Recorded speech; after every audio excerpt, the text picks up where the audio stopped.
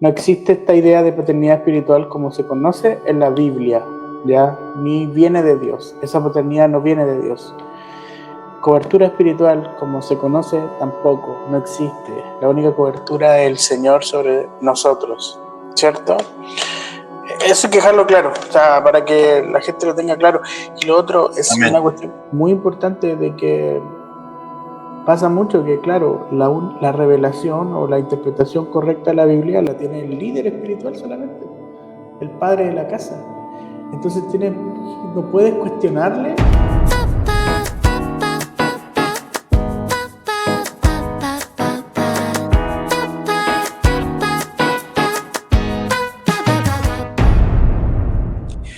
Bienvenidos a Biblia. ¿Qué dice la iglesia? ¿Qué dice la iglesia? Este es el nuevo podcast que estamos aquí intentando hacer con Carlos Iriarte. ¿Cómo estás, Carlos Iriarte? Bien, ¿y tú? ¿Cómo estás tú, Simón Aquino? Aquí estamos felices de poder entrarle al tema de hoy, que va a estar bastante bueno, porque vamos a hablar de cobertura y paternidad espiritual. Chale, hermano. Y esto es sin meme, o sea, no le vamos a poner humorcito, vamos a ir de lleno al grueso del asunto.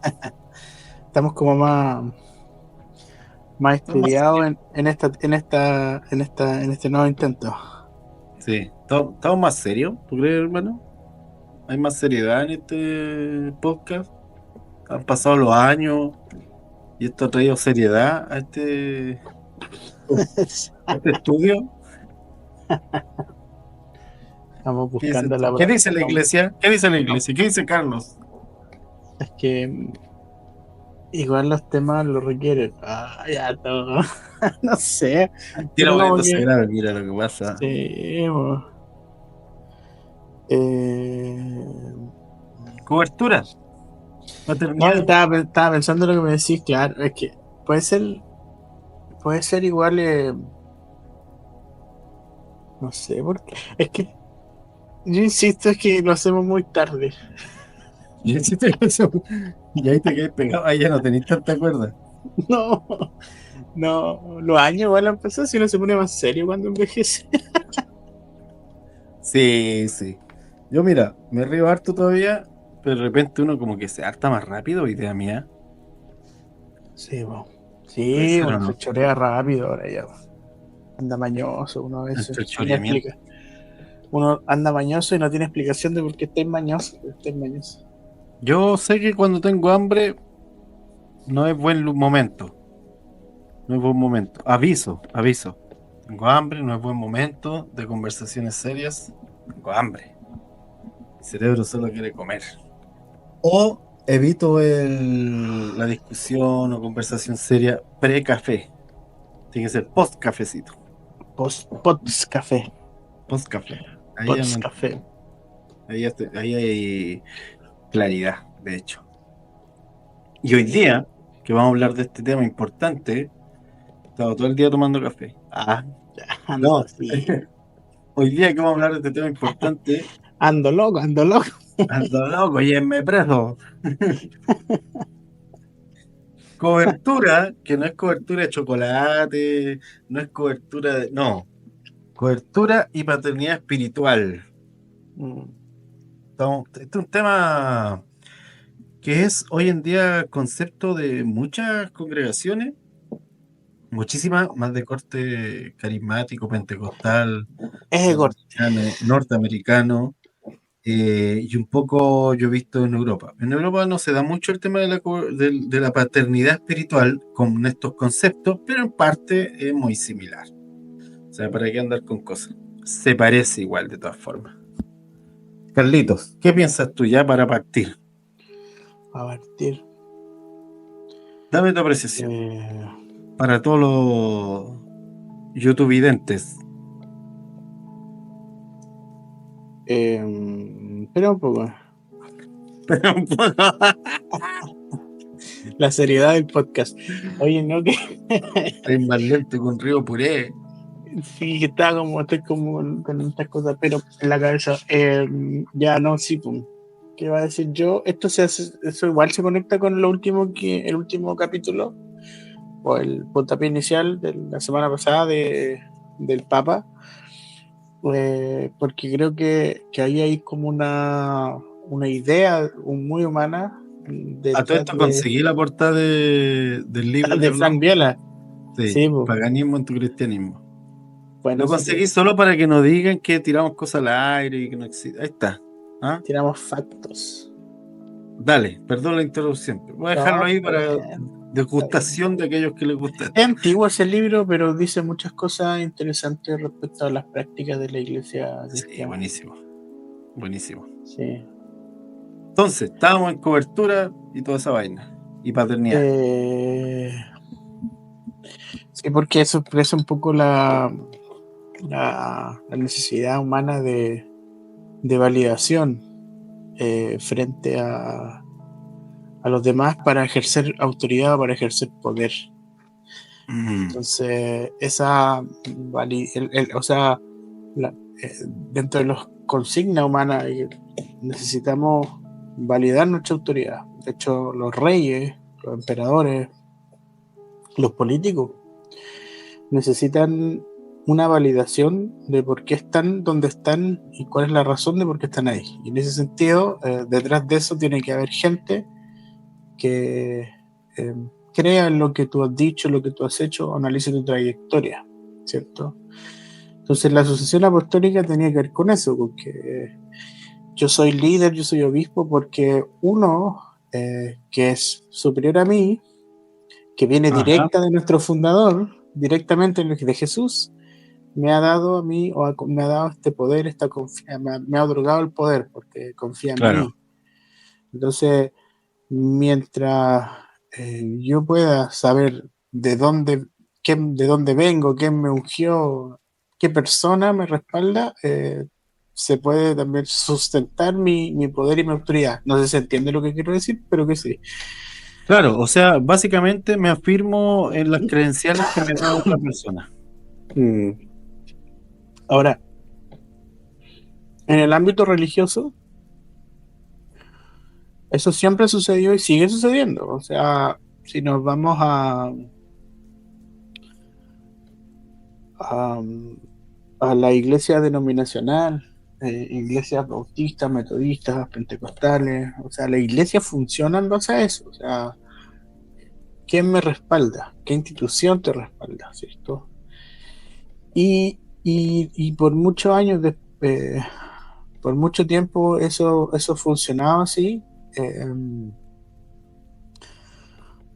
pero no va a ser hasta... A ver, Lutero en el 500 yo pienso que rompe un poco con esa idea y va a ser como un giro en el timón respecto a cómo se consigue la iglesia, pero luego esas mismas mañas de la iglesia católica las sigue arrastrando la iglesia reformada, vamos a llamarlo así, ¿cierto? Calvino y todos los demás siguen arrastrando esta especie como de autoritarismo y de sectarismo en el sentido Claro. de no cualquiera puede hacer esto, ¿cachai? No necesita un Ajá. respaldo, ¿cierto? O sea, y nosotros tú y yo nacimos de iglesias tradicionales, pentecostales, Asamblea de Dios, donde la credencial del pastor era importante, porque me tenía que respaldar una institución, que fue básicamente un grupo de personas que generación tras generación han sido nombrados para desempeñarse en el cargo que ostentan. Entonces, no va a ser hasta como el 1900, con el aviamiento de Azusa, donde las cosas se empiezan a desordenar, ¿o no? Ah, miércoles. Ah, está hoy día. Estamos tirando, ¿ah? Estamos tirando su, ¿ah? Este ya es un libro católico que habla de paternidad espiritual en el mismo idea, pero en este caso el curita, el sacerdote, el que ejerce paternidad espiritual. Mm. Ahora, eh, en 1900, con el aviamiento de Azusa, nombro esto porque aquí es donde se desordena la cosa, en términos de iglesia, ¿cierto? Aquí se chacrea. Nace el pentecostalismo, el Oye, poder del espera, pero, espíritu. hay que explicar, sí, que cuando decimos que si algo se chacrea, es un término muy chilensis, por si acaso, Claro. para la gente de otros países, significa que chacra es un fundo o un terreno, una finca, digamos, donde está todo así silvestre. Ok, Mm. entonces, Ahora, dale. sorry, entonces, claro, 1906 en Azusa, 1909 en Chile, imagínate, Chile es privilegiado con tener un movimiento del espíritu. Eh, no se habló de la cobertura apostólica como tal, porque hasta ahí no se conocía estos términos, estos tecnicismos. Ninguno de los predicadores de antaño hablaron de este tipo de cosas. Ellos simplemente no lo tocaron, pero sí el avivamiento de Azusa se entiende que trajo como el control al Espíritu Santo, un énfasis en sus predicas del Espíritu Santo y también un énfasis al liderazgo más carismático. ¿Te fijas? Como liderazgos Sí. de personas que tenían más cuentos para hablar, o sea, líderes carismáticos, ¿cachai? No, y Ahora, aparte también, o sea, volviendo como a este hilo histórico, hay que reconocer que, por ejemplo, la iglesia wesleyana tenía esto de predicar, y la iglesia en general, de predicar un texto leído. La predicación normalmente era claro, leída. El sermón claro. se escribía y uno se paraba con el sermón en la mano e iba leyendo, e iba recitando, iba leyendo, iba recitando. Y entonces de repente aparece el orador. No es que no haya existido antes, pero vuelve como en escena este orador que es capaz de ir improvisando e ir estableciendo como un tema, lo que quiere decir, ya con más efusividad, ya con más carisma. Claro, a ver, yo creo que, porque lo que vamos a tocar hoy día quizás responde un poco también como a una contraargumentación a la conocida cobertura y paternidad espiritual actual, ¿cierto? Que es la Claro. que vemos hoy día, ¿ya? Porque es igual hay que ser como la salvedad. Ujú. Ahora, poco este punto del movimiento de Azusa, porque quizás todas las iglesias carismáticas, todas las iglesias apostólicas que nosotros hoy día conocemos, incluso nosotros, o sea, como Asamblea de Dios, si tú eres Asamblea de Dios, yo de una iglesia pentecostal, y también fue un tiempo bautista, bueno, mis papás hicieron un recorrido por ahí, pero se desprende un poco de eso, ¿ya? Pero sí que, a donde tú nombraste este tema de las predicaciones leídas, sí hubieron líderes que de alguna u otra forma, y que yo creo que en la historia han ejercido cierto liderazgo que se le puede conocer como una paternidad espiritual. Porque no sé tú, pero yo creo que tenemos que hacer ciertos matices también en esto. ¿Ya? O sea, en el sentido de que hay un discurso actual de paternidad espiritual muy tóxica y hay otra cuestión que responde, entre comillas, podemos decir paternidad espiritual, pero es de una forma orgánica, natural y que como funciona la vida en sí, ¿me entiendes? Y ahí quiero después, quizás podemos ir profundizar un poco de eso. Ya, Pero tú estás haciendo la diferencia, a ver si te estoy captando, como va a ir, tú estás haciendo la diferencia como lo que tiene la función de un mentor versus lo que hoy se conoce como paternidad espiritual, que tiene todo un rollo, un poco lo que de... pasa es que, por ejemplo, no sé si tienen la Biblia por ahí, eh, os la comparto yo. Primera de Corintios 4:15, Pablo dice, aunque tengan Dale. un montón de maestros, ¿cierto? No tendréis muchos padres, ¿cierto? Entre ustedes. No sé si los vais compartiendo tú los versículos. Sí, estaba haciendo un No, estudio. dale, súbelo, si lo Un, tiene ahí, súbelo nomás. de un estudio sistemático de la Biblia. No, pero, claro, te entiendo. Que quiero hacer una Te refieres salvedad al ahí, ¿me entiendes? tiempo, Una a salvedad. la, tú te refieres a la función del que es el pionero y a la vez quien impulsa algo, quien es el que inicia un movimiento, quien es el que inicia, quien es el que te predica, por ahí te ayuda en tu crecimiento. Ya, eso es una cosa, ¿verdad? Y Pablo obviamente se está Claro. refiriendo a eso cuando le habla a los Corintios, y en parte se refiere también a eso cuando habla sobre Timoteo, ¿verdad? Mm. en cierto momento dice como un verdadero hijo. Ahora, y yo no dudo que él amara a los hermanos como hijos. Eh, pero lo que tenemos hoy día se Sí, parece mucho, por no decirlo de otra forma, a la sucesión, a lo que estuvimos hablando acerca sí, claro, claro, del obvio. Papa, solo que un Papa chico en comparación con el católico. Un Eh, papa, un papa más ordinario. o sea, para un número menor de personas, pero también, e incluso yo creo, mucho más exagerado Sí, le faltó color. que... Tienen más colorcito. ¿Me permitiste compartir o no? No, no sé. Ya ahí voy, espérame. Ya, mira, es que yo quiero Dale. como, para tener como consistencia en lo que digo, mira, por ejemplo, Pablo trata a Timoteo como hijo, ¿cierto?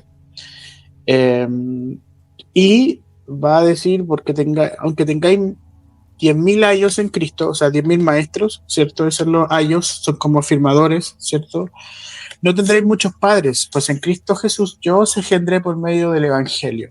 Y este es un versículo donde lo actual de la paternidad o lo que veníamos escuchando muchos años también se apoya, ¿me entiendes? Como decir, mira, aquí hay un ejemplo claro de que existía paternidad espiritual en los tiempos de Pablo.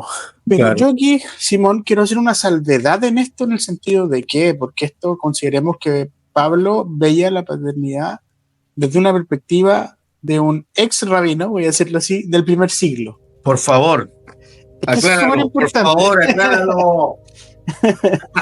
Ahora, Acláralo. esto es Dale. súper importante porque Pablo no está hablando en términos del rol del padre de familia. Sobre todo se daba en el primer siglo, porque, a ver, ojo con esto.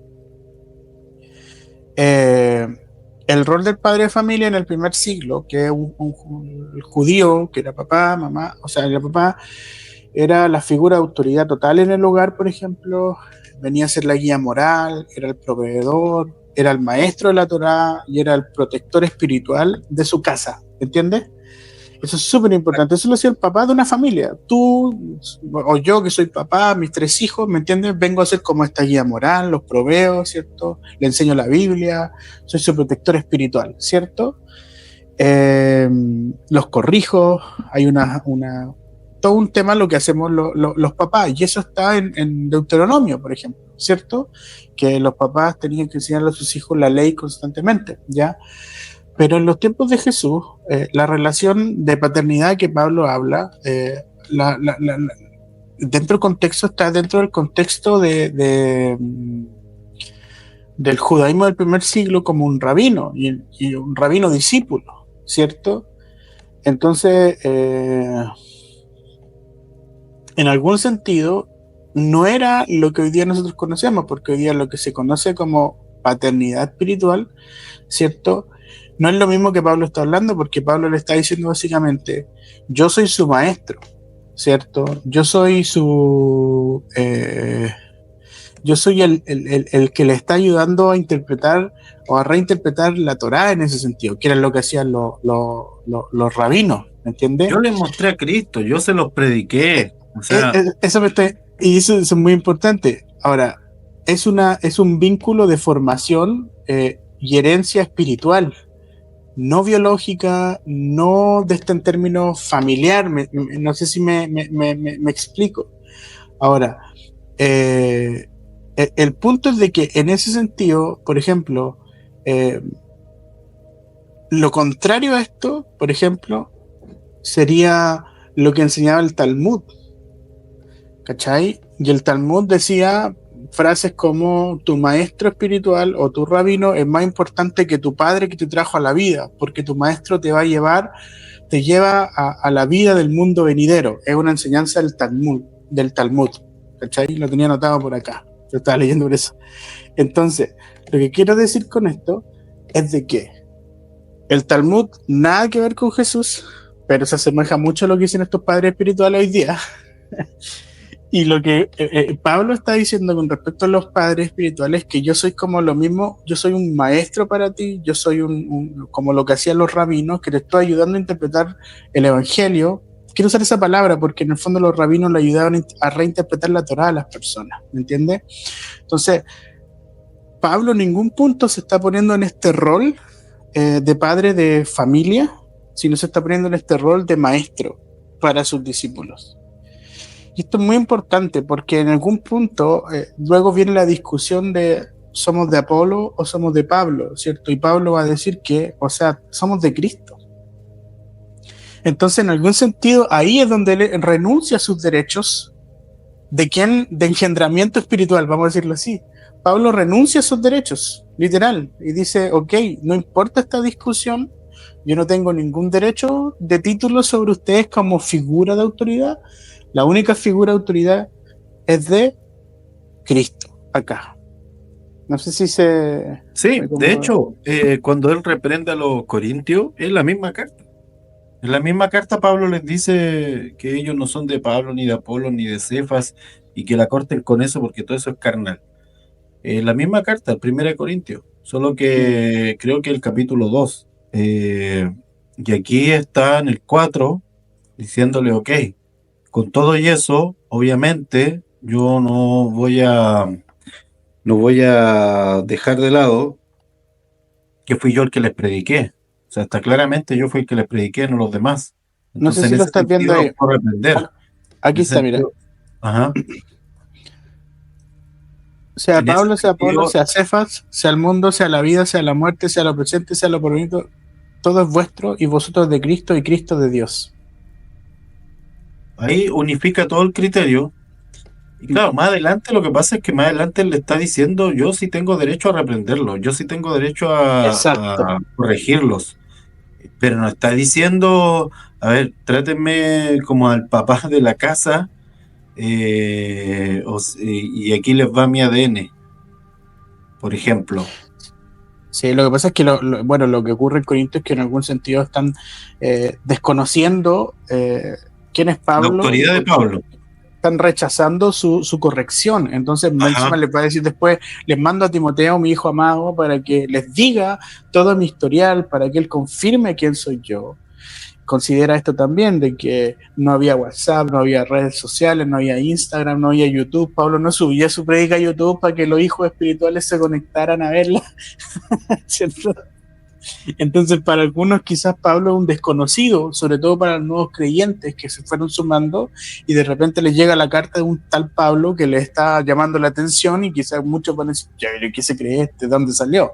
Entonces, por eso finalmente Pablo está como en esta tensión y en este forcejeo, ¿me entiendes? Como, oye, ustedes están ahí gracias a la predicación mía, Dios me mandó, ¿me entiendes? O sea, eh, entonces, claro, la idea apostólica de la paternidad desde esta perspectiva es completamente diferente. O sea, es una cuestión circunstancial, de hecho. Claro, Es, sí, es una cosa circunstancial, no es una cuestión profundamente autoritaria. Y si bien es cierto, a Timoteo es el único que trata como hijo amado por una relación mucho más cercana, ¿entiendes? Como casi de un papá, ¿entiendes? Recuerda que Timoteo tenía su mamá, entonces, o sea, viene a ser como sí, yo creo firmemente un papá, o sea, una cosa familiar que, incluso. cuando habla de Timoteo así, lo está haciendo en términos de cariño y no Mm, está abrogándose nada distinto, porque no lo hace con Lucas, no lo hace con Tito, no lo hace con, bueno, los hermanos que saludan en la carta a Romanos tampoco, que si era muy cercano, a Filemón tampoco le dice, tú eres mi hijo, mm, le cobra así haberle predicado en su momento, porque le está mandando a alguien y le dice, bueno, espiritualmente tú me debí y yo te lo estoy cobrando así, que perdoné a este hermano.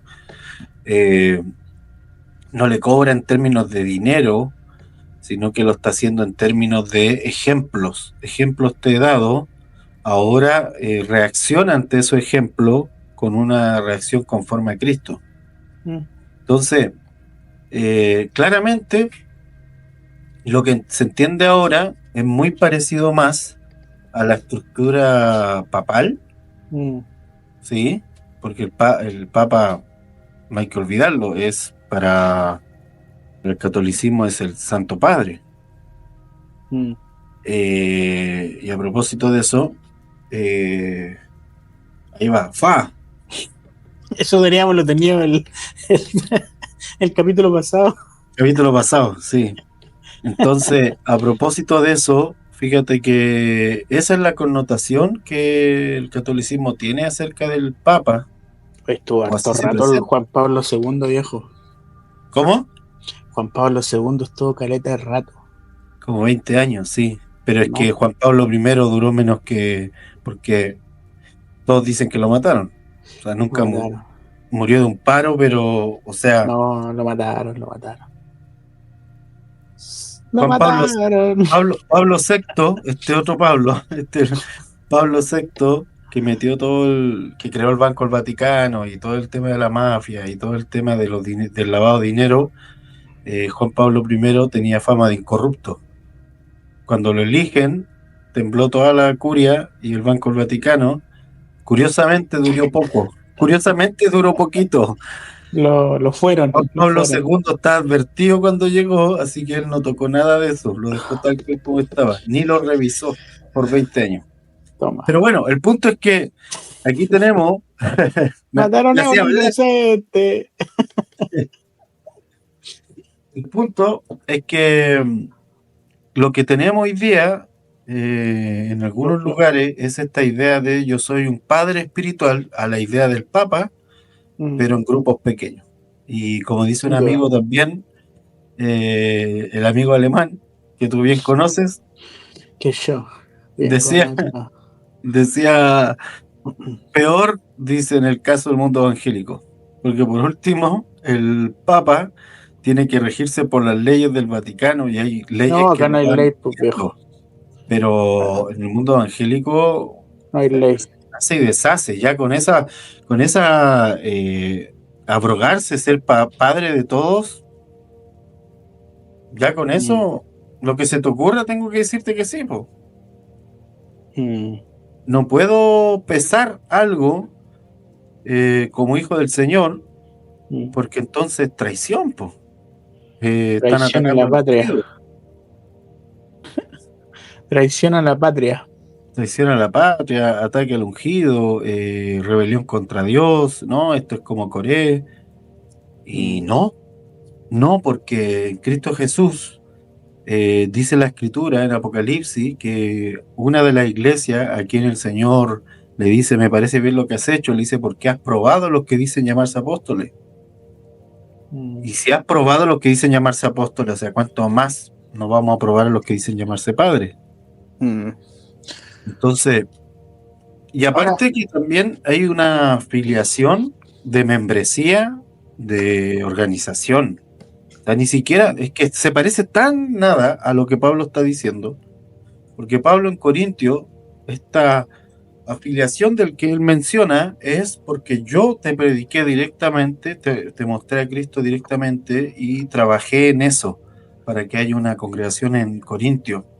Pero le habla en esos términos, como tú bien explicabas. Pero aquí ya es mm, una afiliación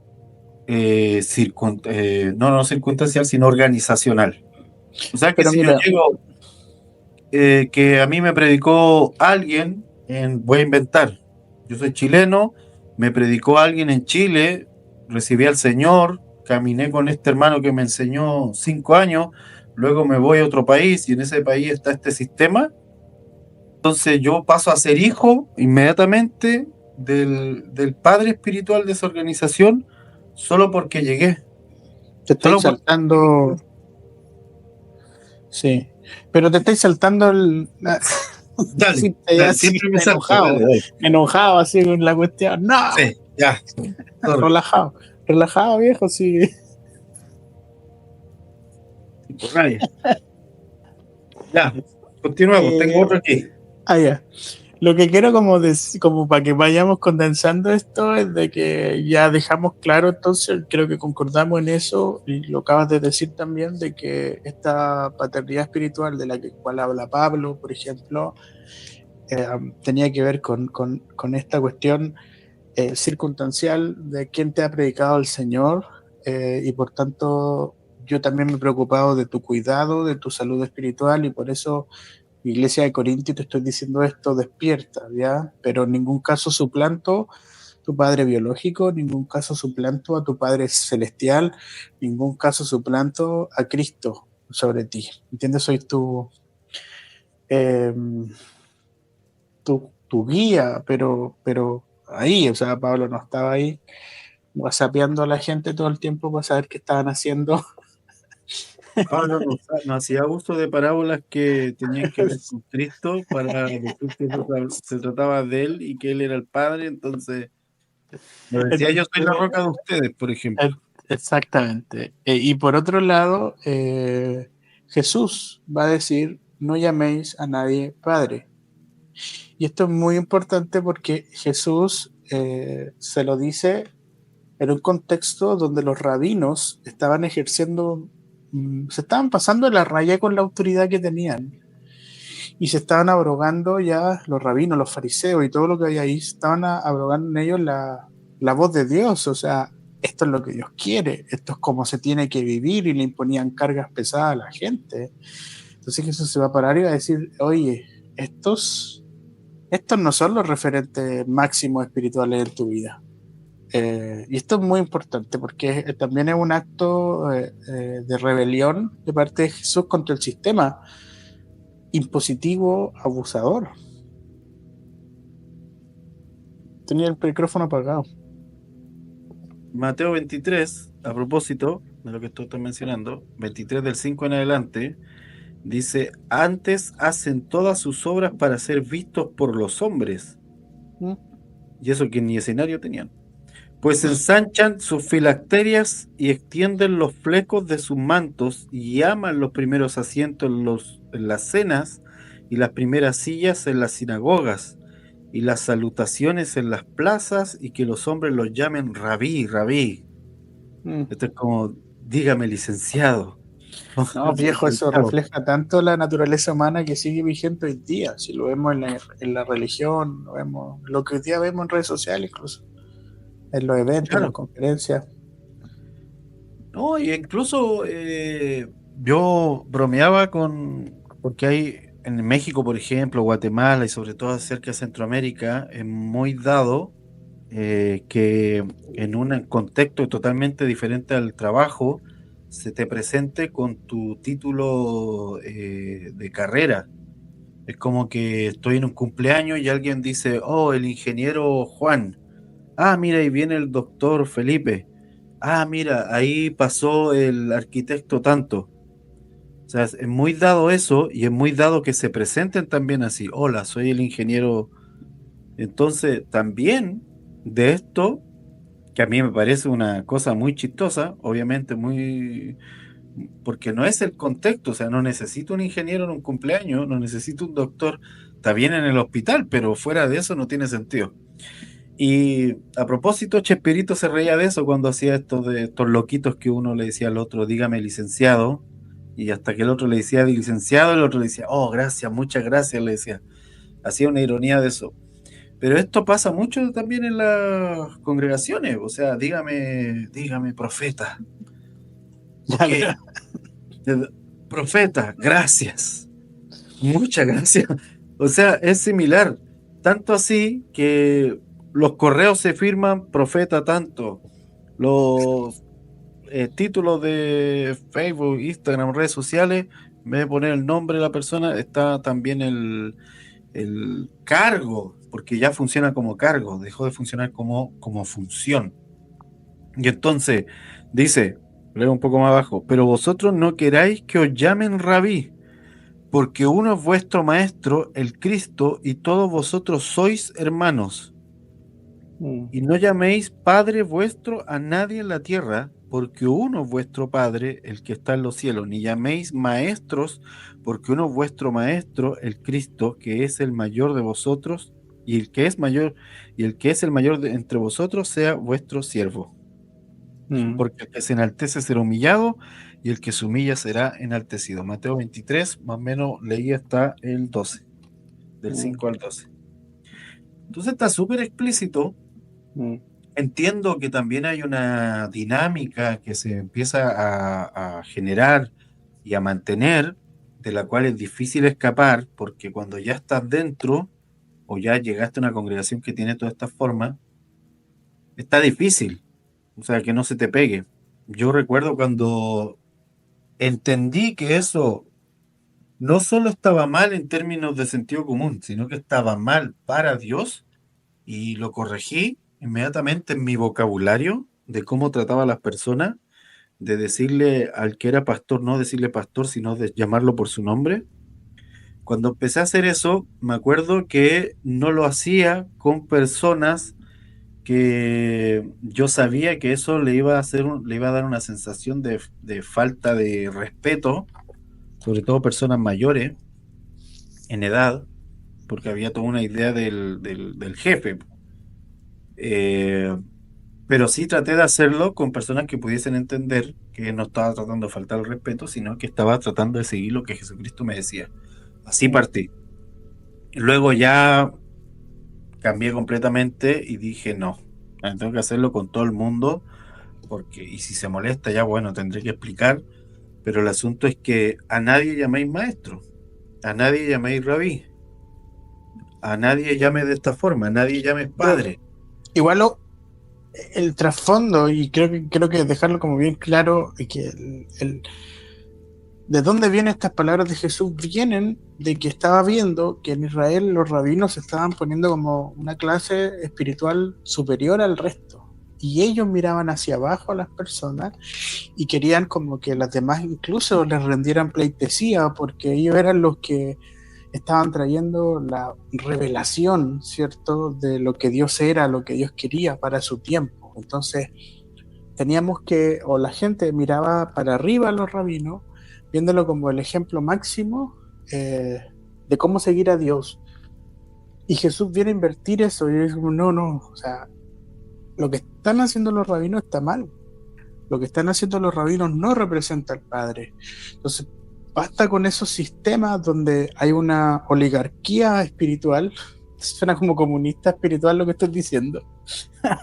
Pero hay una oligarquía espiritual, ¿cierto? Hay como unos cristianos de segunda categoría y cristianos de primera categoría. Y en esta primera categoría están todos los maestros, los rabinos, los fariseos.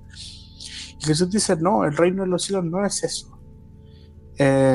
Y aquí cortémosla con esto, ¿entiendes? O sea, ya nada más, o sea, el reino de los cielos es diferente, ustedes son hermanos. Ahora, Simón, yo sé que tiene harto que decir, pero ¿qué te parece si me sigue esta secuencia histórica Dale, para hacer pedazo ahora lo que vemos actualmente, ¿vale? dale. Porque esto no viene como así como que un día alguien en la mañana se levantó y dijo voy a ser padre espiritual. Esto viene como una línea de pensamiento construyéndose al menos en el mundo evangélico durante años, ¿ya? Los católicos ya la tenían, el Papa, como bien lo dijimos, y los sacerdotes, hay toda una jerarquía espiritual. Pero con Lutero la jerarquía se destruye, pero se sustituye y ahora después en el mundo carismático cambió. Ahora, lo que yo te hablaba sobre los líderes carismáticos lo encontramos ya por ahí por el 1700 con John Wesley, no sé si te acuerdas de él. Es interesante que John Wesley nunca habló de paternidad espiritual, nunca habló sobre un grupo selecto, pero sí inspiró, por ejemplo, a un movimiento que es la iglesia wesleyana, por ejemplo, y la iglesia metodista, ¿te fijas? Entonces siempre han habido personas en la historia y en el mundo cristiano, evangélico, qué sé yo, de líderes y referentes espirituales, lo que fue Pablo, por ejemplo, lo que fueron los apóstoles. Ahora, por ejemplo, John Wesley no habló de padres espirituales, pero sí habló de autoridad espiritual y la sujeción de los líderes a autoridades espirituales, ¿cierto? Eh, Aunque sin el marco apostólico que hoy día nosotros vemos. Luego tenemos predicadores como Finney, no sé si recuerdas de él, este es un tipo también, de hecho hay toda una página de Charles Finney donde él instruye cómo tienen que ser los pastores, los discípulos, cómo tiene que vivir el cristiano, él escribe toda su teología, su doctrina, ¿cierto? Y también inspiró movimientos como Ahí está otro Wesley, ahí en la foto. Para que lo reconozcan, yo sé que más de alguno lo debe conocer porque tema. conocido. Ahora, estos tipos, a lo que voy yo es que antes de Azusa ya habían líderes prominentes, te fijas que tenían seguidores, tenían discípulos. En este caso, nunca ellos se pusieron como padres, como lo vemos ahora, espirituales, sino eran líderes, mentores, como tú dijiste, inspiraban a otros, ¿me entiendes? A vivir una vida santa, a seguir al Señor. Lo mismo como John Hus, te fijas, lo mismo como tenían discípulos que le enseñaron al Señor, pero no era una cosa como la vemos hoy día, lo que tú estabas mencionando. Por otro lado, tenemos también a Moody, Hudson Taylor en China. Cada uno tenía como una figura muy potente, pero quizás como que la, lo- John Alexander Dewey, John G. Lake, el movimiento ya de sanidad que viene con él, ¿cierto? Eh, pero la cosa cambia ya después de Azusa, y estamos hablando en los años 40 con el famoso movimiento de la lluvia tardía. Yo creo que eso lo conoces tú y mucha gente ha oído Sí, hablar claro. de la lluvia Mu- tardía. Muy post Azusa. Sí, claro, claro. Yo te Ahora, estoy hablando. paréntesis, paréntesis, antes de continuar, porque como nombraste a varios de ellos, eh, y creo que lo mencionamos no en este podcast que dice la iglesia, pero sí en otras oportunidades, de que en la escritura siempre existió el mentoreo, siempre existió el don de presidir, el liderazgo. Eso no hay nada que haga suponer que no está Dios de parte de que eso ocurra.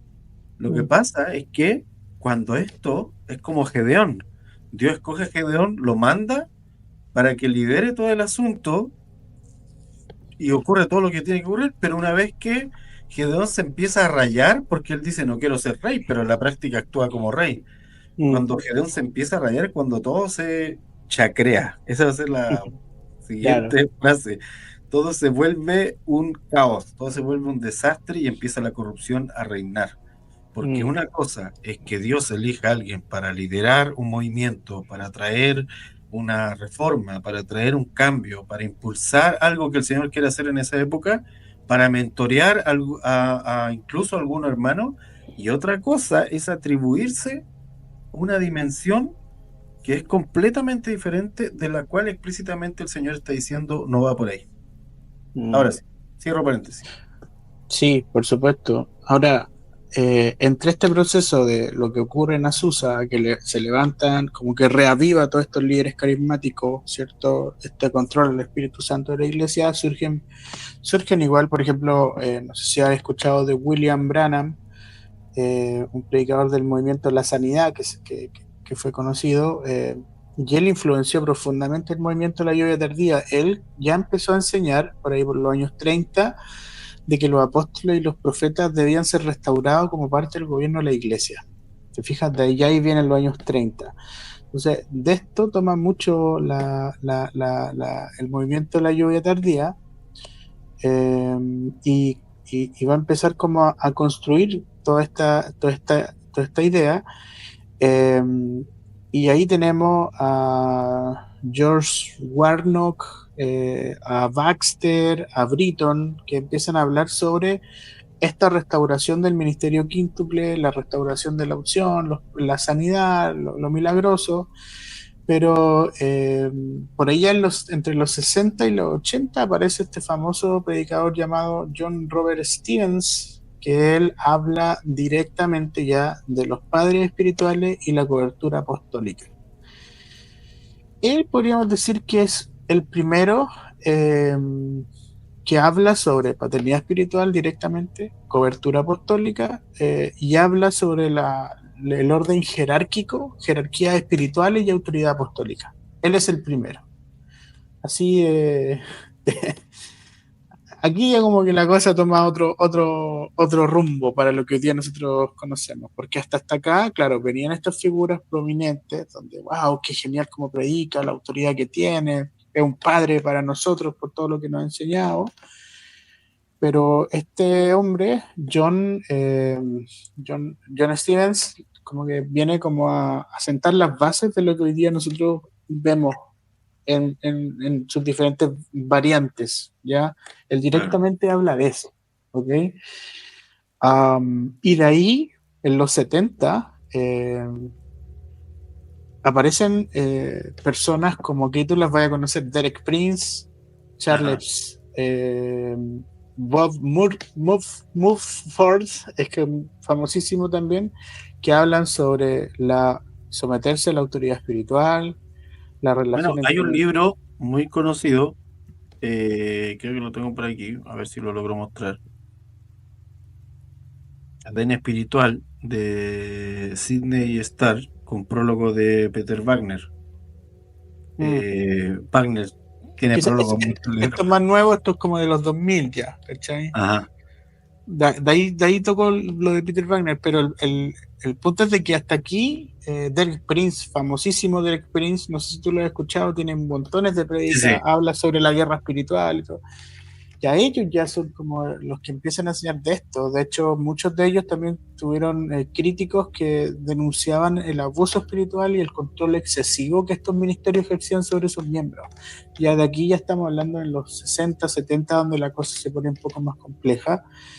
Y ahí en los años 90 y 2000 aparece Peter Wagner, el que tú acabas de mencionar, que él funda la nueva Reforma Apostólica y Profética. De más que lo escuchaste, porque creo que cuando nos conocimos por primera vez hablamos de Peter Wagner, parece, ¿y te acuerdas?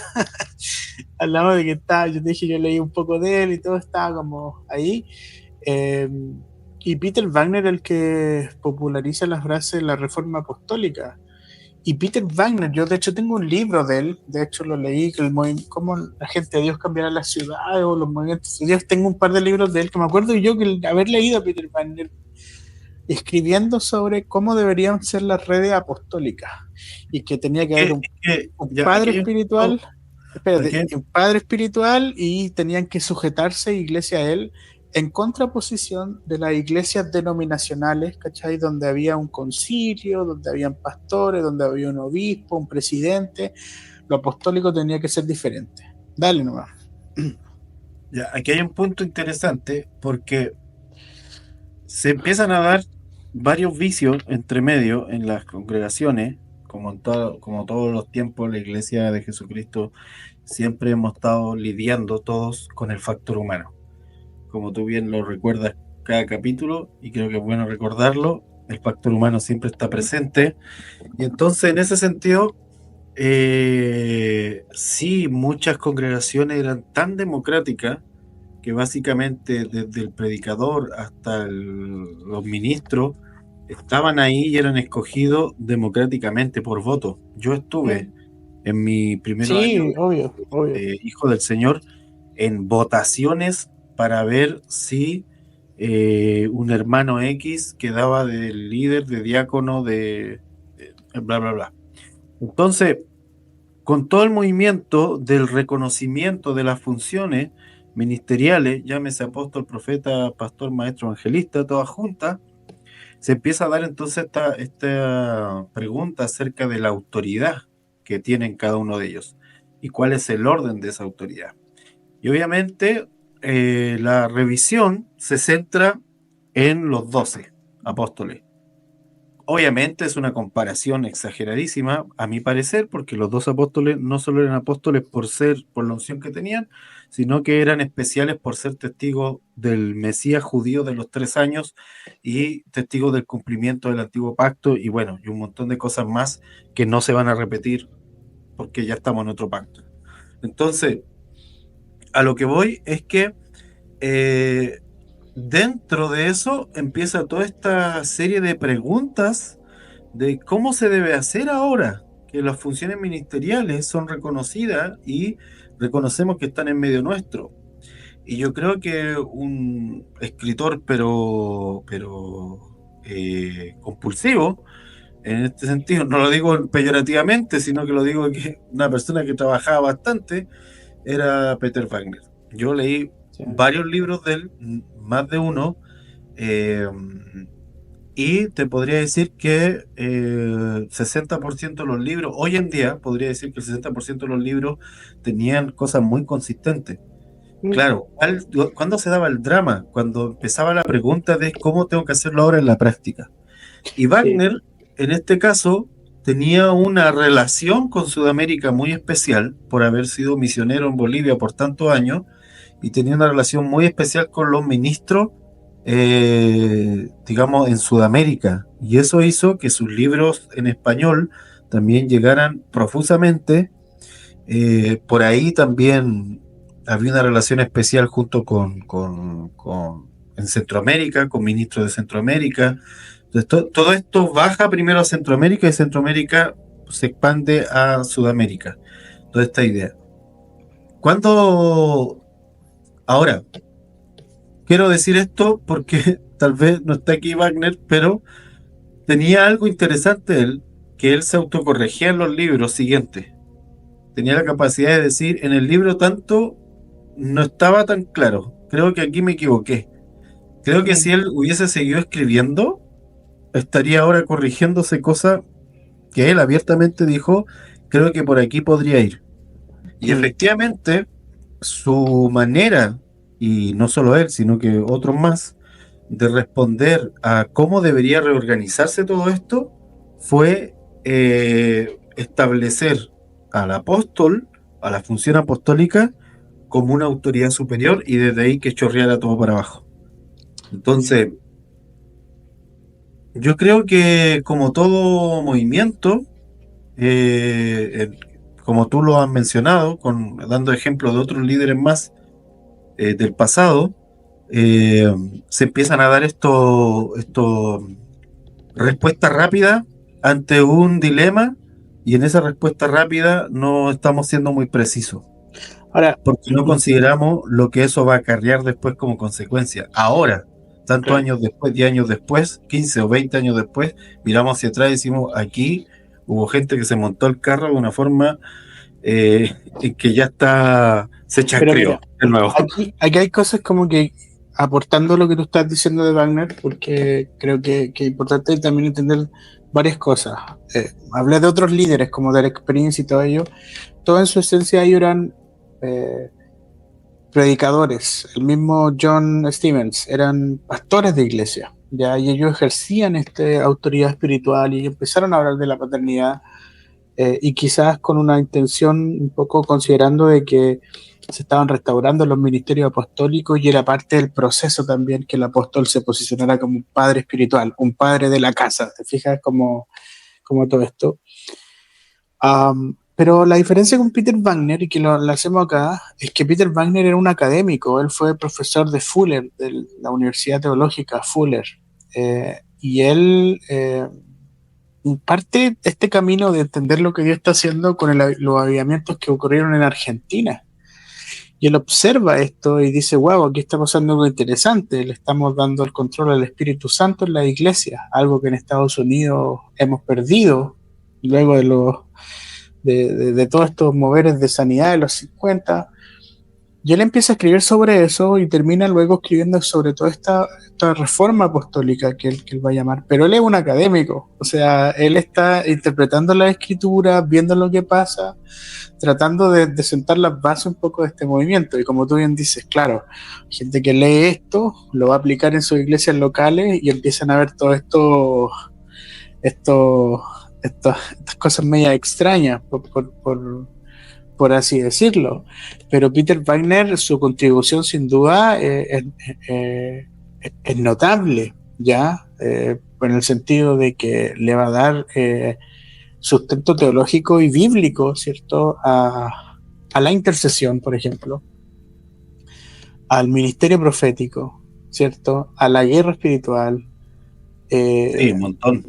Hablan sobre la reina del cielo, imagínate en los años. Hablan eh, sobre, eh, sobre los diferentes espíritus, ¿me entiendes? Como Mamón, etcétera. Entonces, Peter Wagner le va a dar como un sustento escritural.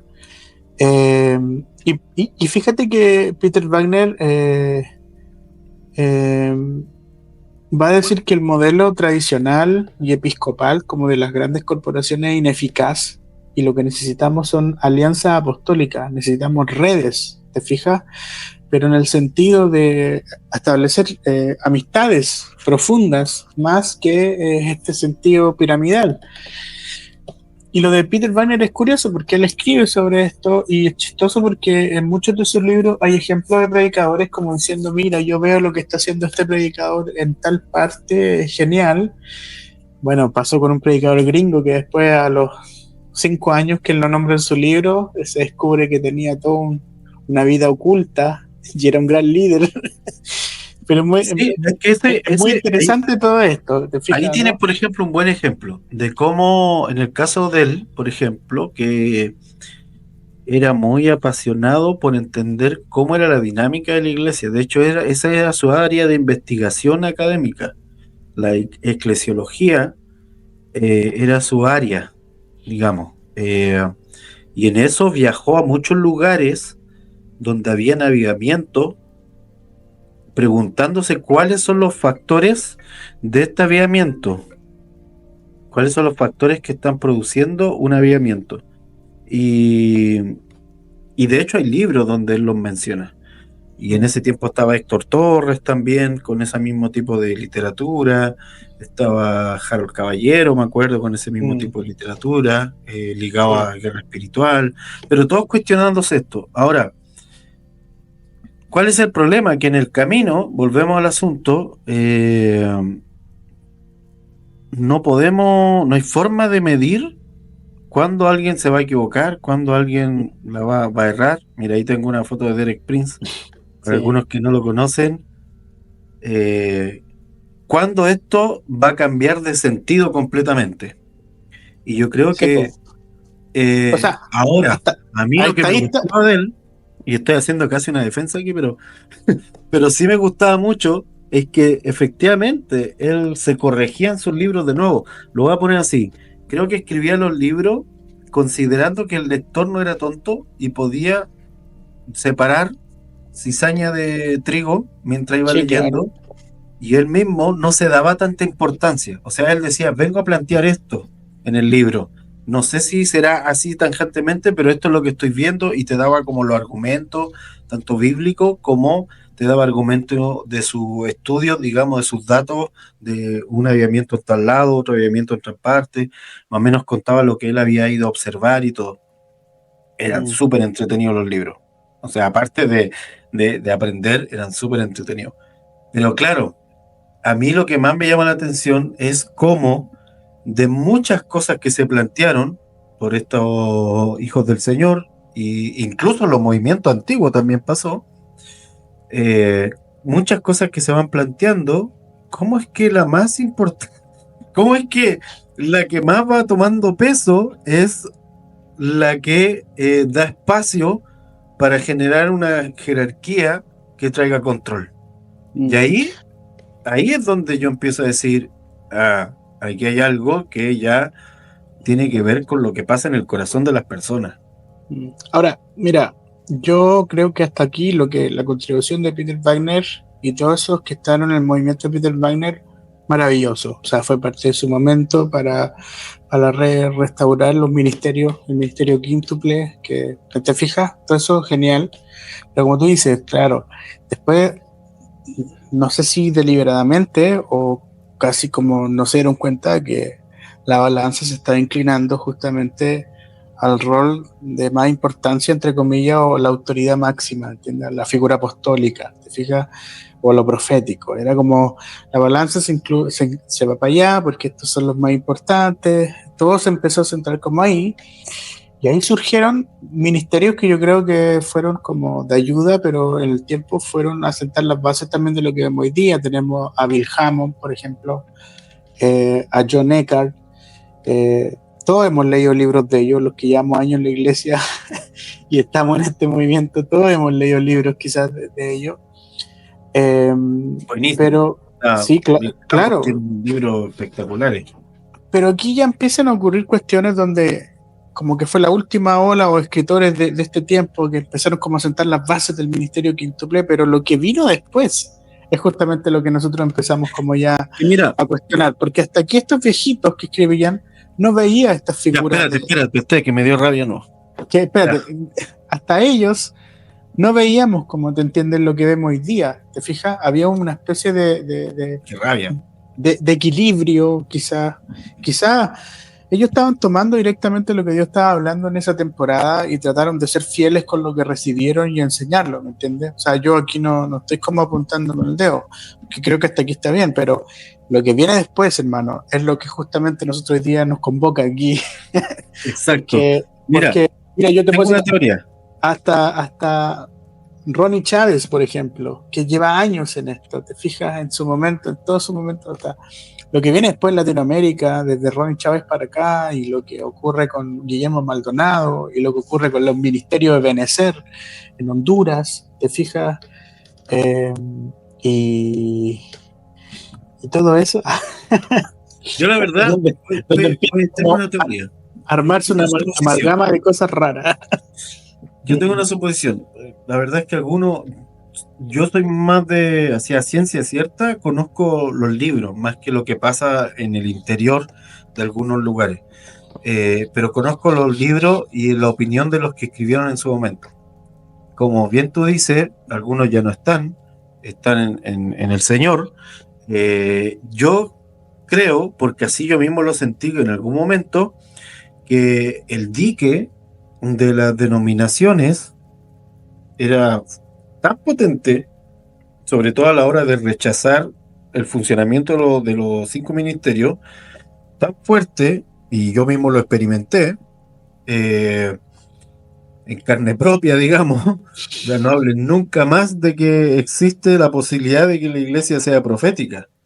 Entonces, fírmame aquí este papel y no pueden más hablar de esto. Entonces, ese era tan fuerte el dique que hubo literatura que salió así, uno tras otro, un libro tras otro, un libro tras otro, de estos mismos temas.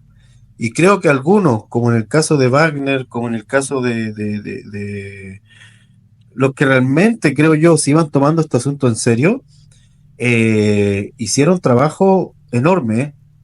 Wagner tenía uno que se llamaba Oración con Poder, tenía uno que se llamaba Guerra Espiritual, tenía un libro que se llamaba, tenía varios de intercesión, y él no era alguien, digamos, así del corte voy a ir a hacer la guerra, sino que él en esos libros contaba lo que estaba pasando. Pero luego tiene otros libros posterior a esto, que son Los Apóstoles Hoy, por ejemplo, tenía uno, o Los Apóstoles Ahora. Tenía otro que decía Pastores y Profetas, o sea, y básicamente trataba de responder qué pasa si en tu congregación hay profetas, o deberían haber profetas por tal causa, y te daba las causas. Entonces empieza a aparecer muchísima literatura de esto, muchísimos libros de esto. Ahí no estaba, YouTube no existía con esta fuerza de hoy, pero esa era la forma en que se empieza a masificar por todas partes. Eh, y tal como dices tú, luego empieza a quedarse todo esto en algo, y ahí es donde a mí me empieza a molestar, porque yo creo que la función apostólica viene para derrumbar a Babilonia, no para perpetuarla. Creo que la función apostólica viene para romper con los sistemas de jerarquía rígida que no tiene que ver que no tiene para nada que ver con volverse una persona incorregible, ingobernable, que nadie te puede decir nada. No, estamos hablando de romper con esa estructura rígida en donde el líder se transforma en un semidios, impoluto, a quien nadie le puede decir ninguna cosa. Entonces, eh, en lo apostólico, a mi parecer, y lo profético como funciones espirituales, tenían que romper con eso.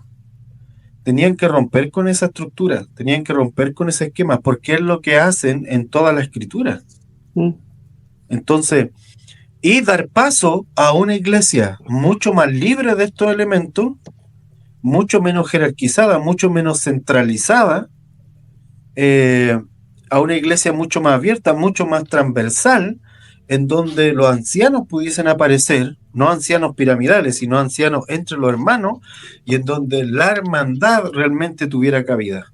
No la hermandad por filiación a una organización, sino la hermandad que tiene que ver con vínculos genuinos de amor no fingido. Entonces, ahí es donde yo empiezo a molestar, porque ¿cómo esto? ¿Cómo es posible que con tanto revelación que vino de golpe, con el establecimiento de ministerios, la iglesia debió haber cambiado completamente en en esas cosas que estaban trayendo corrupción, manipulación, control y todo este tipo de cosas. Ahí debió haber cambiado. No cambiar la forma de hacer culto, porque eso cualquiera lo hace. No hacer un culto mucho más carismático, porque eso es re fácil.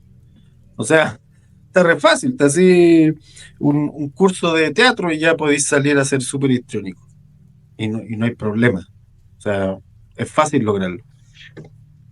No era ese el objetivo. Sin embargo, terminamos con esta idea de una paternidad espiritual y una cobertura esta idea de cobertura y paternidad espiritual, que lo que hace finalmente es ejercer control sobre el resto y jerarquizar más y fortalecer más esta jerarquía rígida. Mm, Eso. mm. Ahora, yo comparto absolutamente lo que tú dices. Creo que hoy en día se han traspasado todos los límites ya. Ya que hay varias cosas que yo creo que hay que poner atención un poco, eh, del sentido de cómo hoy día o lo que uno ve en redes sociales y lo que uno ve en la iglesia respecto a cómo está operando este asunto de la paternidad espiritual hoy. Y creo que podríamos entrar hoy día en esa reflexión, como diciendo finalmente qué no es del Señor, finalmente. Pero antes de eso, en mi caso, bueno, tú ya comentaste un poco de tu historia, y muchos ya la conocen, pero en mi caso yo fui pastor. Respecto a mi función ahí, hice casi por 10 años, estuve vinculado a la iglesia, estaba vinculado a la iglesia durante toda mi vida, pero en algún punto, claro, uno recibió también esta forma de hacer la iglesia, en mi caso. Entonces yo me asocié también con ministerios que eran relacionados a este tipo de formación o de maneras de ver la iglesia, pero no tengo mala experiencia con la paternidad espiritual. No, nunca estuve bajo un líder abusivo, sino al contrario, gente que de verdad ha sido de mucha ayuda, mucha bendición para el ministerio, para mi vida. Y quizás, claro, hoy día puedes encontrar también líderes sanos, gente sana que ayuda a otros. Quizás puedan tener títulos de apóstoles o padres espirituales, pero también hay gente buena, hay líderes sanos, hay relaciones sanas. Pero también existe el otro lado de la moneda. Y ojo con eso. Y en lo personal, uno también tiene que revisarse si efectivamente, si hay algún pastor acá, un líder, cómo está ejerciendo tu liderazgo, desde la manera impositiva, desde la manera de que yo soy el padre espiritual de todos mis hijitos en la iglesia y por ende yo soy la última voz autorizada, porque ahí es donde yo quiero apuntar. No sé si te parece, en el sentido de que hoy día la paternidad espiritual no se ve nada parecida quizás a lo que Pablo dijo en algún momento respecto a eso, ni a lo que incluso hasta Peter Wagner podría haber escrito. En el sentido de que hoy día la paternidad espiritual se ve como un líder eh, autoritario, en el sentido de que todo lo que él dice es ley, en el sentido de que el discurso es que si tú no tienes un padre espiritual no vas a crecer nunca en el Señor, en el sentido de que si no tienes la cobertura de un apóstol o de un ministerio, estás fuera como del radar de lo que Dios está haciendo, en el sentido de que si tú no eres obediente a lo que te dice tu cobertura espiritual o tu padre espiritual, no estás en el radar de Dios. Y así, un sinfín de cosas. Entonces hay exigencias y sobreexigencias monetarias y hay exigencias relacionadas a lo que tienes que hacer, actividades dentro de la iglesia donde tienes que estar domingo a domingo en la semana, no fallar, y niveles donde ya ciertos tipos de paternidades donde controlan tu vida, tus decisiones y van mucho más allá. Eh, Hoy día yo en retrospectiva, de haber después ejercido el ministerio durante tanto tiempo, hay cosas que yo analizo y digo, quizás en algunas cosas me pasé de la raya, quizás en algunas cosas fui un poco autoritario. Te fijas, hago esa introspección, pero yo creo que yo la hago porque siempre he estado dispuesto a escuchar la voz de Dios. Y fuera de broma, así como Señor, o sea, si estoy haciéndolo mal, avísame, porque si no, esto no tiene sentido, ¿te fijas? Como muy... Y tú me conoces también. Entonces, gran parte de mis decisiones han sido como eso, ya, no quiero ser parte de esto, creo que eso no está bien, eso está mal. Pero ojo con esto, entonces, hoy día el liderazgo de la paternidad espiritual está súper viciado, donde tenemos personas donde literalmente te dicen, si tú no tienes una cobertura de un padre espiritual, te vas a secar. O te vas a estancar, o no vas a seguir Entonces, creciendo. el punto es, no necesito a Jesús, necesito un padre espiritual, entonces. Que eso es muy importante, o sea, y lo otro es que yo veo muchos líderes que están arriba y que son exitosos, pero básicamente son coach, son gente muy astuta o que ha superado cuestiones y te entregan la fórmula del éxito, porque la fórmula se puede conseguir. Y si tú haces lo mismo que yo hice, te va a funcionar. Entonces vemos iglesias que crecen porque son buenos administradores de empresas, son buenos haciendo eventos. A veces las iglesias son centros de eventos más que Hermano, ahí iglesias. yo discrepo en algo.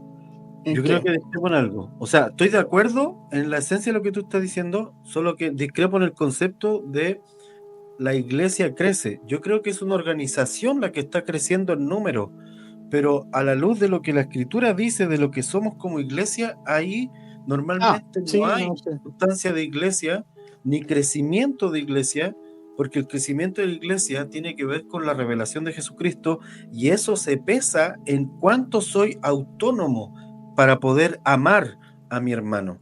O sea, Sí, hay autonomía espiritual en mí porque el Espíritu Santo camina conmigo y porque a Él puedo preguntarle cosas y hablar con Él. Y por esa autonomía sé que el amor que tengo hacia mi hermano es genuino, es real.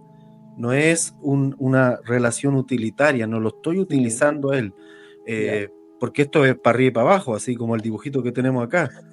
¿Me sí. entiendes? Entonces, estoy de acuerdo completamente en el sentido de que sí, como tú lo dices, Pero una persona me talentosa para refiero, administrar esto. crece en número, a eso me refiero yo. Exacto.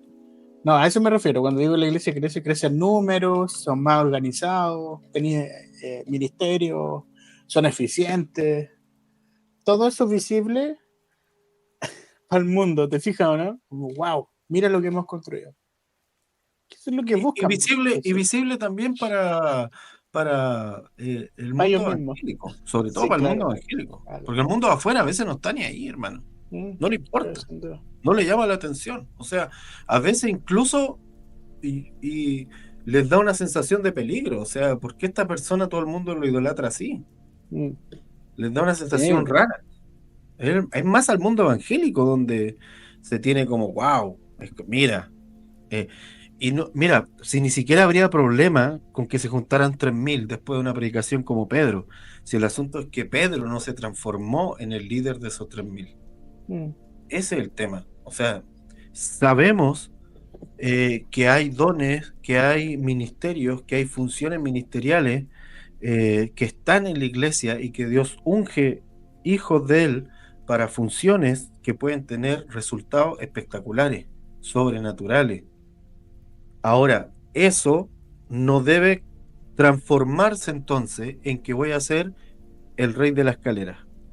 mm, No va por ahí. Si por ese don, si por esa manifestación, si por eso me transformo en el rey de esta escalera, no estoy entendiendo absolutamente nada, porque precisamente me llamaron a todo lo contrario, a mm, que mi hermano pudiesen lograr conocerlo a él, que Cristo sea la única cobertura de la iglesia, que Cristo sea la única cabeza de la iglesia, que Cristo sea y el Padre del cielo sea mi único Padre.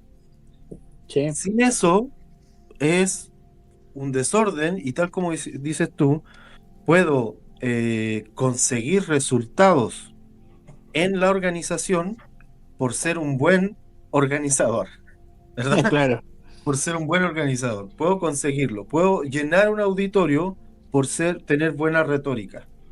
Mm, Ahora, que esa persona se fue con una cercanía a Cristo mayor, que esa persona se fue con una relación más profunda con Jesucristo, al punto de que si yo mañana no estoy, Él puede seguir caminando como le pasó a los 12 discípulos, esa es otra cosa.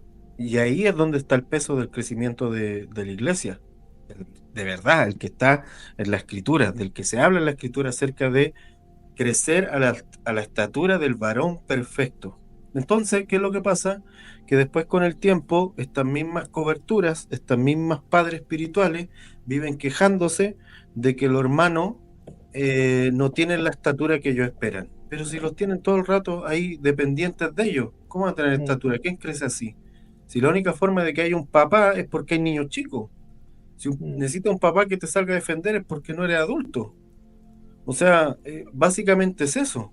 O sea, volver a infantilizar a alguien solamente para mantenerlo dependiente no tiene nada que ver con el amor del que Pablo habla cuando dice Timoteo, a quien yo amo como un hijo. Ese era otro tipo de relación y se ve hasta en la misma carta que le da a Timoteo. O sea, uno lee la carta a Timoteo y a mí si me trataran así yo sería súper feliz. Pero ahí no me están hablando de depende de mí. Mira que aquí tengo mi manto, agárrate mi manto, Timoteo. No, nada de eso. Es una relación completamente distinta. Ya, me extralimité de nuevo. No, está bien, está bien, está bien. Creo profundamente en lo que tú estás diciendo. Creo que en esta iglesia que Dios está levantando en este tiempo, creo que tenemos que madurar en ese aspecto. O sea, ya está bueno ya con el discurso de la paternidad espiritual como lo conocemos hoy día. Creo que está mal, derechamente está mal. Amigo que estás escuchando y viendo este podcast, no es tu padre espiritual, no, eso no, delante de los ojos de Dios eso está mal. Claro, puedes considerar a personas como padres espirituales en un sentido de guía, mentoreo, pero tú no puedes sujetar tu voluntad y rendir tu voluntad absoluta a él o a una persona. Y eso es súper importante. Y tampoco puedes eh,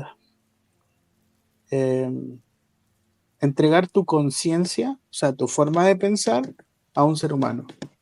Porque eso es lo que hacen también. Y eso es lo que hacen las sectas, ojo. Tú renuncias a tus sentidos completamente, o eres embaucado en tus sentidos de tal forma que ya tú entregas tu pensamiento y le dices a esa persona, dime qué pensar. Le entregas tu espiritualidad y le dices, enséñame la espiritualidad.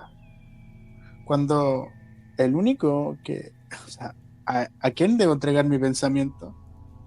A Cristo. ¿A quién debo entregar mi espiritualidad? El Espíritu Santo, el que tiene que guiar mis pasos, no una persona. Y los apóstoles y el apóstol Pablo fueron muy enfáticos en eso. ¿Quién es tu cobertura? El Espíritu Santo, no un ser humano. ¿Quién murió por ti? Cristo, no un ser humano. Entonces, claro, puedo tener respeto, honra, ¿cierto? Y que es súper importante a los pastores o a apóstoles, de acuerdo a su función, pero ellos no son la última voz en tu vida, la que va a guiar tu vida. De hecho, aquí hay una regla que tú acabas de decir. Si yo no puedo tener el mismo nivel de respeto que tengo con el pastor con otro hermano, entonces estoy en idolatría. Si yo no puedo tener el mismo nivel de honra que tengo con el pastor, apóstol, profeta, maestro, evangelista, con otro hermano, entonces estoy en una idolatría gigante. O sea, si les llevo el tecito, voy a ponerlo así, le llevo el tecito al hermano que está adelante predicando porque es apóstol, pastor, maestro, lo que sea, y no soy capaz de llevarle ese tecito al hermano que está atrás, acarreando los vehículos, estoy poniéndome en el caso de una congregación X estándar, entonces no estoy entendiendo nada. Lo único que estoy haciendo es idolatría, porque honrad a los hermanos, dice la escritura. No solo dice honra al que predica. Ah, pero es que ellos mayor honra, sí, pero no esa, no es servilismo, no es idolatría, porque al final esa es la única palabra que hay. Ahí tocaste un punto que merece un podcast completo, la idolatría, o sea, Eso merece un podcast completo. Yo creo que lo grave aquí, hermano, es de que también la gente busca estas figuras de autoridad porque les dan la comida hecha ya. Entonces descansan en eso. O sea, tú me das la certeza que necesito. Si estoy bien contigo, estoy bien con Dios. Si tú me das, tengo una consulta, ¿qué tengo que hacer con mi vida? Tú la tienes, dámela. ¿Me sigues? Entonces te solucionan y como hoy día estamos muy acostumbrados todo express a una sociedad muy capitalista en su esencia, donde tiene que ver con productos de consumo, entonces yo te pago a ti para que me des esta otra cuestión. La gente le encanta eso. Y eso es peligroso. O sea, finalmente eso no es iglesia, eso no es el Evangelio. Lamentablemente hay que decirlo con todas sus letras. Eso es cualquier otra cosa menos el Evangelio. O sea, esa cuestión de que uno está por arriba del otro ya dejó de ser el Evangelio. Lo acabaste de leer tú en Mateo 23, o sea, o sea, está más claro, pero entonces quizás es necesario que podamos revisar eso en nuestra vida.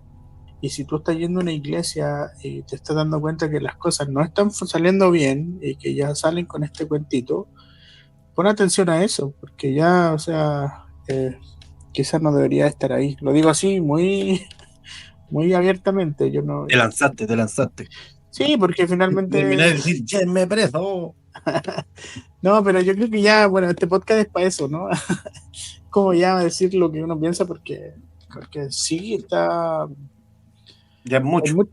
Sí, es muchísimo, es mucho el abuso monetario, psicológico. Yo he escuchado miles de personas y casos que me han escrito estos últimos años, personas que me dicen, salí de esa iglesia, o los líderes me trataron así, o si me iba de esta iglesia me maldijeron, y cosas por el estilo, ¿cachai? Que uno lo vivió, yo lo viví por un lado cuando era pastor y el otro lado de ahora estoy en eso, entonces creo que Dios siempre nos da una ventana como para revisar y decir, esto es lo que tengo que corregir en mi vida, ya sea en la iglesia donde estoy yendo, o como líder, qué es lo que estoy haciendo mal. Y yo creo que hay que poner atención a eso. Si tú tienes como una calendario profético, lo tienes en YouTube, ¿cierto? Del 2000, ¿qué? Corrígeme, 2020. Ok. 2020. Semana Profética en YouTube. Búsquenlo así y va a aparecer. Semana Profética ¿Son cuántos años? 7. 7 años.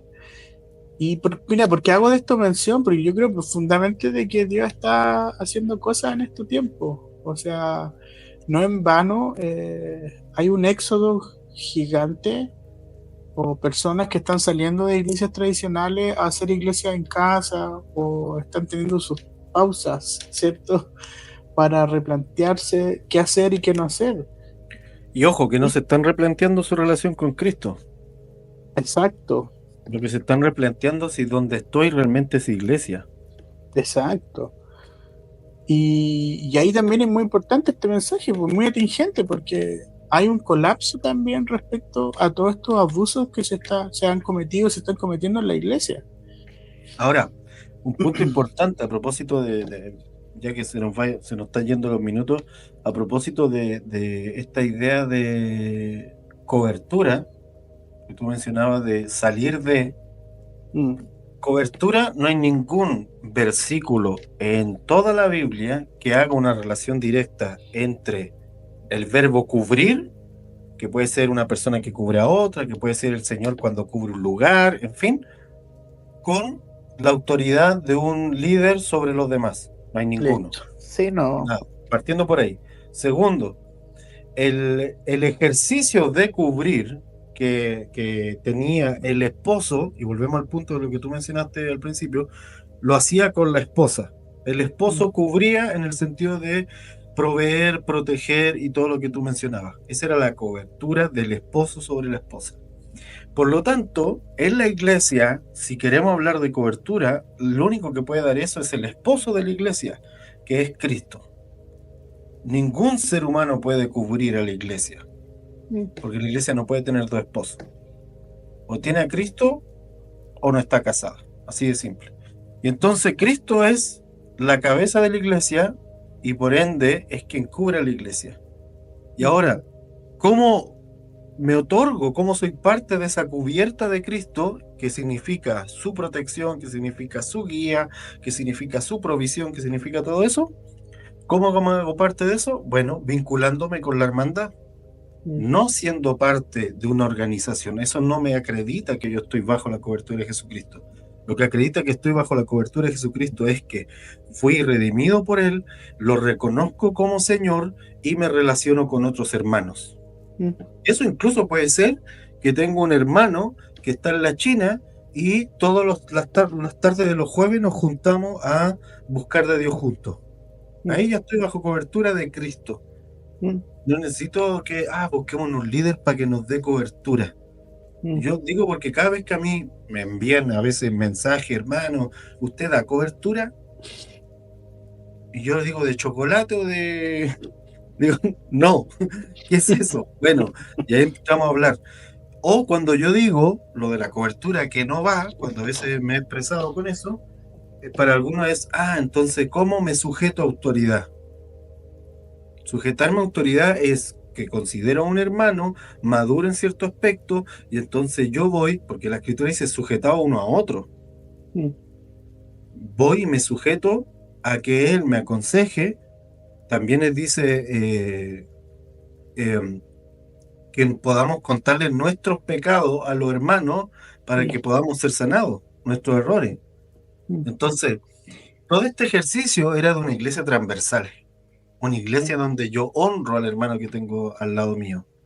Y donde sí, habían ancianos que hacían la función pastoral, pero primero era hermano y después pastor.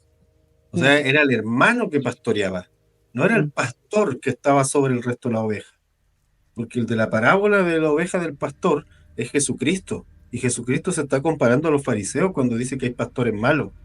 No se está refiriendo a la función que va a venir después en la iglesia per se.